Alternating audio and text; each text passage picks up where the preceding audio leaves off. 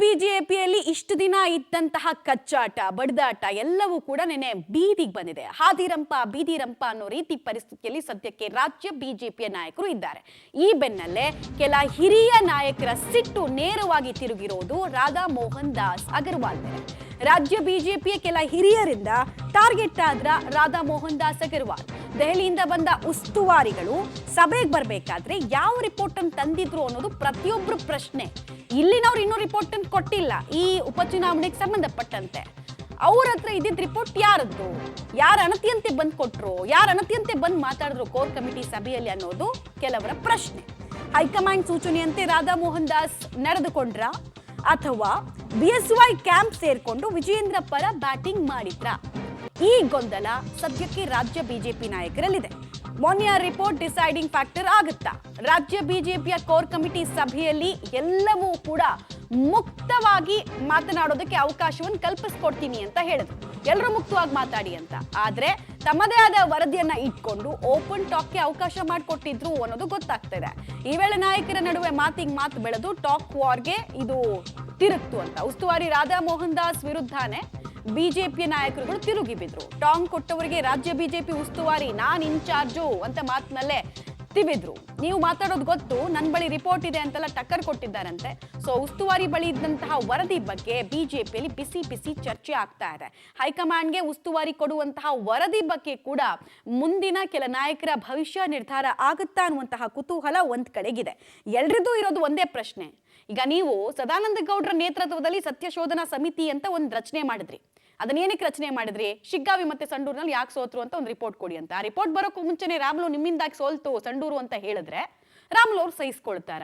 ಸದಾನಂದ ಗೌಡ್ರಿಗೂ ಒಂದು ಪ್ರಶ್ನೆ ಬರುತ್ತಲ್ವಾ, ಈ ಕೋರ್ ಕಮಿಟಿ ಅಂದ್ರೆ ಏನ್? ಬೇಸಿಕ್ಲಿ ಕೋರ್ ಕಮಿಟಿ ಅಂತ ಹೇಳಿದ್ರೆ ದೊಡ್ಡ ದೊಡ್ಡ ನಾಯಕರು ಇರುವಂತಹ ಒಂದು ಕಮಿಟಿ, ದೊಡ್ಡ ದೊಡ್ಡ ಹುದ್ದೆಯನ್ನು ಅವ್ರು ನಿಭಾಯಿಸ್ತವ್ರು. ಅವ್ರ ಹತ್ರ ಮಾತಾಡ್ಬೇಕಾದ್ರೆ ನಾವು ದಿಲ್ಲಿ ಲ್ಯಾಂಗ್ವೇಜ್ ಅನ್ನು ಬಳಕೆ ಮಾಡ್ಬೋದಾಗಿತ್ತ?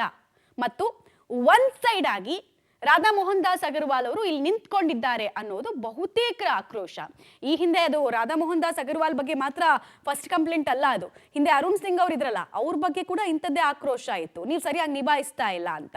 ಪಕ್ಷದಲ್ಲಿ ನಿರ್ಮಾಣ ಆಗಿರುವಂತಹ ಕಂದಕಕ್ಕೆ ತೇಪೆ ಹಚ್ಚೋ ಕೆಲಸ ಮಾಡೋದು ಬಿಟ್ಟು ನೀವೇನ್ ಮಾಡಿದ್ರಿ ಅನ್ನೋದು ಒಂದು ಪ್ರಶ್ನೆ ಇದೆ. ಸೊ ಹೀಗಾಗಿ ಬಹಳ ಕುತೂಹಲ ಅಂತೂ ಇದ್ದೇ ಇದೆ ಸದ್ಯಕ್ಕೆ ಆಗ್ತಾ ಇರುವಂತಹ ಬೆಳವಣಿಗೆಗೆ ಸಂಬಂಧಪಟ್ಟಂತೆ. ಡೀಟೇಲ್ಸ್ ಕೊಡ್ತಾರೆ ರವೀಶ್. ಈ ಎಲ್ರಿಗೂ ಇರುವಂತಹ ಪ್ರಶ್ನೆ, ರಾಧಾ ಮೋಹನ್ ದಾಸ್ ಅಗರ್ವಾಲ್ ಬಳಿ ಇದ್ದಂತಹ ರಿಪೋರ್ಟ್ ಯಾವುದು, ಯಾರು ಕೊಟ್ಟಿದ್ದು, ಅವ್ರು ಹೆಂಗೆ ಸೀಸನ್ಡ್ ಪಾಲಿಟಿಷಿಯನ್ಸ್ ಮೇಲೆ ಈ ರೀತಿ ಮುಗಿಬಿದ್ರು, ದಿಲ್ಲಿ ಲ್ಯಾಂಗ್ವೇಜ್ ಅನ್ನು ಬಳಸಿದ್ರು ಅಂತ. ಸೊ ಅದ್ರ ಬಗ್ಗೆ ಏನಾದ್ರೂ ಒಂದು ಕ್ಲಾರಿಟಿ ಸಿಕ್ಕಿದ್ಯಾ? ರಿಪೋರ್ಟ್ ಇಟ್ಕೊಂಡು ಮಾತಾಡಿದ್ರು ಅಥವಾ ಒನ್ ಸೈಡ್ ಇಟ್ಕೊಂಡು ಮಾತಾಡಿದ್ರು? ಫಸ್ಟೇ ಒಂದು ಪ್ರೆಜುಡೈಸ್ ಮೈಂಡ್ ಸೆಟ್ ಇಂದ ಬಂದ್ರು ಅನ್ನೋದು ಪ್ರಶ್ನೆ. ಮಮತಾ, ಪ್ರಮುಖವಾಗಿರ್ತಕ್ಕಂಥದ್ದು ರಾಜ್ಯ ಉಸ್ತುವಾರಿ ಆಗಿರ್ತಕ್ಕಂಥವ್ರು ಯಾವುದೇ ರೀತಿಯ ಪಕ್ಷಪಾತಿ ಆಗಿರೋದಿಲ್ಲ. ಅಂದ್ರೆ ಒಬ್ಬರ ಪರ ಇರಬಾರ್ದು ಅನ್ನೋದೇ ಎಲ್ಲಾ ಪಕ್ಷಗಳಲ್ಲೂ ಇರ್ತಕ್ಕಂಥ ಕೂಗು. ಹಾಗಾಗಿ ಬಿಜೆಪಿಯಲ್ಲೂ ಕೂಡ ಅದೇ ರೀತಿಯ ಕೂಗು ಮುಂದುವರೆದಿದೆ.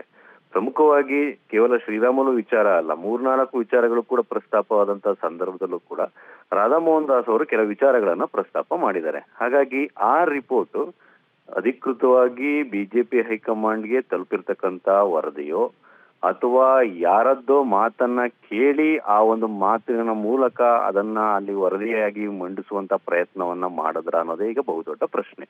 ಯಾಕೆಂದ್ರೆ ಒಂದು ಶ್ರೀರಾಮುಲು ಅವರ ವಿಚಾರದಲ್ಲಿ ಒಂದು ಪ್ರಶ್ನೆಯನ್ನು ಕೂಡ ಎತ್ತಾರೆ, ಡಿ.ವಿ. ಸದಾನಂದ ಗೌಡರು ಕೂಡ ಎತ್ತಾರೆ, ಮತ್ತೆ ಕೆಲ ಸೀನಿಯರ್ಸ್ ಕೂಡ ಆ ಒಂದು ಸಭೆಯಲ್ಲಿ ಎತ್ತಾರೆ. ಅಂದ್ರೆ ಪ್ರಾಥಮಿಕವಾಗಿ ಸಂಡೂರು ಬೈ ಎಲೆಕ್ಷನ್ಗೆ ಸಂಬಂಧಪಟ್ಟಂತೆ ವರದಿಯನ್ನೇ ಕೊಟ್ಟಿಲ್ಲ ನಾನು, ಅಂದ್ರೆ ರಾಜ್ಯ ಘಟಕಕ್ಕೂ ಕೂಡ ಕೊಟ್ಟಿಲ್ಲ, ಜೊತೆಗೆ ಆ ಒಂದು ಹೈಕಮಾಂಡ್ಗೂ ಕೂಡ ಕೊಟ್ಟಿಲ್ಲ.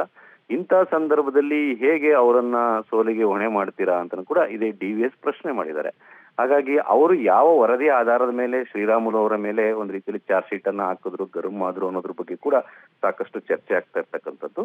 ಒಟ್ಟಾರೆಯಾಗಿ ರಾಧಾ ಮೋಹನ್ ದಾಸ್ ಅವರ ಬಳಿ ಇರ್ತಕ್ಕಂಥ ರಿಪೋರ್ಟ್ ಏನಿತ್ತು, ಆ ರಿಪೋರ್ಟ್ ಅನ್ನ ಕೊಟ್ಟಂತವ್ರು ಯಾರು ಅನ್ನೋದು ಈಗ ಬಹುದೊಡ್ಡ ಪ್ರಶ್ನೆ. ಆ ರಿಪೋರ್ಟ್ ಮೇಲೆನೆ ಎಲ್ಲೋ ಒಂದ್ ಕಡೆ ರಾಧಾ ಮೋಹನ್ ದಾಸ್ ಅವರು ಸುಮಾರು 4-5 ವಿಚಾರಗಳನ್ನ ಪ್ರಸ್ತಾಪ ಮಾಡಿ ಸುಮಾರು ಹೊತ್ತು ಒಂದು ರೀತಿಯಲ್ಲಿ ಚರ್ಚೆಗೆ ಅವಕಾಶ ಮಾಡಿಕೊಟ್ಟಂತಾಗಿದೆ. ಹಾಗಾಗಿ ಇದೇ ಏನಾದ್ರೂ ಹೈಕಮಾಂಡ್ಗೆ ತಲುಪಿರ್ತಕ್ಕಂಥ ರಿಪೋರ್ಟ್ ಆದ್ರೆ ಖಂಡಿತವಾಗಿ ಕೂಡ ಯಾರಿಗಾದ್ರೂ ಸಂಕಷ್ಟ ಎದುರಾಗುತ್ತೆ ಅನ್ನೋದ್ರ ಬಗ್ಗೆ ಕೂಡ ಬಿಜೆಪಿ ವಲಯದಲ್ಲಿ ಚರ್ಚೆ ಆಗ್ತಾ ಇರ್ತಕ್ಕಂಥದ್ದು. ಮಮತಾ, ಓಕೆ, ಧನ್ಯವಾದ ತಮ್ಮೆಲ್ಲ ಮಾಹಿತಿಗಾಗಿ ರವೀಶ್.